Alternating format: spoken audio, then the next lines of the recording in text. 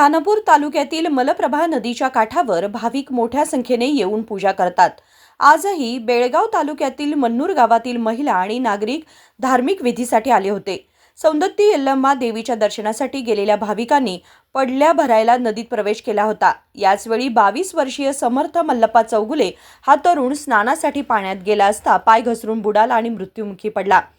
अग्निशमन दल आणि पोलिसांनी सलग 2 तास शोध मोहीम राबवली। अग्निशमन दलाचे डीएफओ मनोहर राठोड, खानापूर पोलीस ठाण्याचे PI Lalsab Goudi, PSI MB Biradar आणि त्यांच्या पथकाने तासभर शोध घेतला, पण मृतदेह सापडला नाही। अखेरीस हेल्पलाईन इमर्जन्सी रेस्क्यू फाउंडेशन म्हणजेच HERF पथकाने पाण्यात कॅमेरा सोडून शोध घेतला। रविवारी संध्याकाळी 5 वाजता मृतदेह आढळून आला।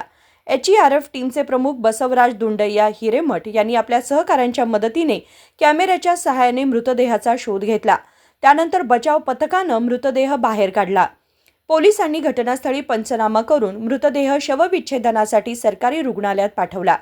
शवविच्छेदनानंतर मृतदेह नातेवाईकांच्या ताब्यात देण्यात येणार आहे। या घटनेची माहिती मिळताच मलप्रभा नदीच्या काठावर नागरिकांची मोठी गर्दी झाली होती। पाण्यात बुडून मृत्यू झालेला समर्थ चौगुले हा घरातील एकुलता मुलगा होता। त्याचे वडील वर्षभरापूर्वीच निधन पावले होते आणि त्याआधी त्याच्या भावाचा आजाराने मृत्यू झाला होता। त्यामुळे आईसाठी तो एकमेव आधार होता। प्रसन्न कुंभार, KMM मराठी, खानापूर।